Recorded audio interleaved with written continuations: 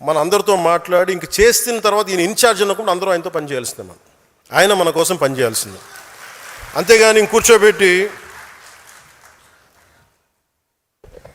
అది బయట వ్యక్తి పార్టీల నుంచి రావచ్చు, మన పార్టీ నుంచి ముందు నుంచి ఎదిగిన వాళ్ళు కావచ్చు, ఏదైనా. అంతేగాని పాయింట్ ఆఫ్ కాంటాక్ట్ మేము ఇవి చేసామంటే ఏదైనా సరే మీరు ఎంత నిలబడ్డారు. చాలామంది పదవులు తీసుకొని మెంబర్షిప్ చేయడానికి 10 మంది కనీసం వాళ్ళకుందా లేదో మెంబర్షిప్ నాకు డౌట్ వస్తుంది. కొంతమంది చూస్తాం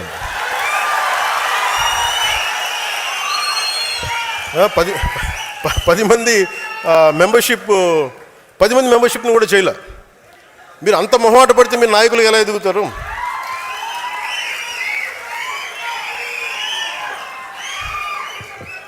అంటే మీ అరుపులు ఎంత కోపం ఉందో నాకు అర్థమవుతుంది.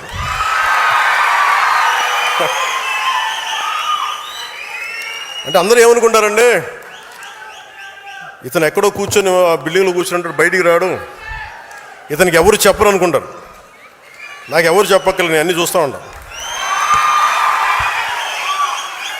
అరే ఏమి చూడకుండా ఏం అర్థం చేసుకోకుండా ఇంతకాలం పార్టీ నడిపేస్తాం యాక్సిడెంట్గా. ఏదో పెద్ద మనసుతోటి తల్లి బిడ్డ న్యాయం సరే కానీ అనుకోండి. సో దీంట్లో జనసేన మీరు రేపొద్దున తీసుకున్నప్పుడు జనసేన సిద్ధాంతాల గురించి కొంచెం మీకు చెప్పాలి. అంటే మీరే తిట్లు తింటారు. మీ వాడికి కన్ఫ్యూజన్ ఉంది, ఒకరోజు సనాతన ధర్మం అంటాడు, ఇంకో రోజు ఆ కులం అంటాడు, ఇంకో రోజు ఇది అంటాడు.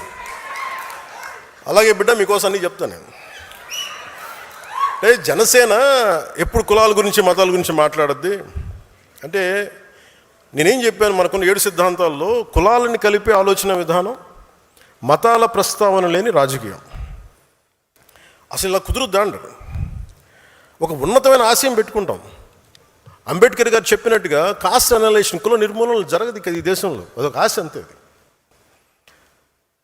ఈరోజు మాట్లాడితే ఒక కులం ఇంకో కులపు వాళ్ళని అంతర్గతంగా ఇంటర్ కాస్ట్ మ్యారేజెస్ చేసుకుంటే కుల నిర్మూలన జరగదు. దాశరథి రంగాచారి గారు చిల్లర దేవుళ్ళు తెలంగాణ సమాజం గురించి రాసినప్పుడు అక్కడ నవాబ్స్ అణగారిన వర్గాల్లో మీరు నలిపేస్తున్నారు, వాళ్ళందరూ మేము ముస్లింలు చేర్చుకుంటామంటే ఇస్లాంలో వాళ్ళని తీసుకున్న తర్వాత కూడా కులాలు పోలేదు. వాళ్ళకి మాకు పడదండి, మేము వేరే ముస్లిమ్స్, వాళ్ళు వేరే ముస్లిమ్స్, ఇట్లాగే ఆ కులాలు అక్కడ కూడా వెళ్ళిపోయినాయి. అలాగే ఎథిస్ట్ అని చెప్పుకుంటారు కొంతమంది. నేను దేవుడిని నమ్మనండి, ఆమె ఎథిస్ట్ అండి, but still they don't leave their caste tag. వాళ్ళు కులాలను వదలరు. మతం మారిపోయామంటారు, కులాల ట్యాగ్స్ని వదలరు. అంటే ఇది వాస్తవం కదా. అంటే కులాలని నేనేంటంటే కుండ బద్దలు కొట్టని చెప్తాను. ఇది ఒక వాస్తవం ఉంది, దీన్ని అర్థం చేసుకుందామని.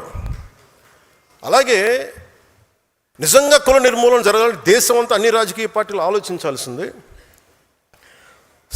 బీసీ సాంఘిక సంక్షేమ వసతి బాలికల గృహం, ఎస్సీ ఎస్టీ బాలికల గృహం, ఎస్సీ బాలుల గృహం. చిన్నప్పటి నుంచి మీరే కులాలను పెట్టి నేను మాట్లాడితే ఇబ్బంది వచ్చిందా మీ అందరికీ? నిజంగా మీరు మాట్లాడాలంటే ఫస్ట్ ఇవి ఆపేయండి. ఫస్ట్ ఇవన్నీ 10th క్లాస్ బిడ్డ పాస్ అయితే బాగా చదివింది అనుకోవాలి, ఏ కులం సర్టిఫికేట్ రాస్తే మీరు ఎక్కడ తీస్తారు? వ్యవస్థీకృతం అయిపోయింది కాస్ట్. నేను అర్థం చేసుకోగలను. అందుకని కులాలను తీసేయలేము.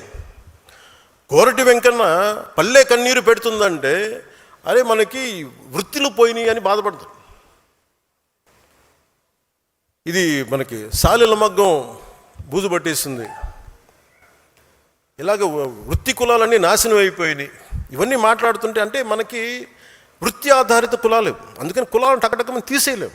మేబీ ఒకరోజు అసలు కుల ప్రస్తావన లేని రాజకీయాలు సమాజం ఉండాలని కోరుకుందాం. కానీ ఈ లోపు మనం ఏం చేయాలి? కులాలని కలిపే ఆలోచన విధానమే ఉండాలి.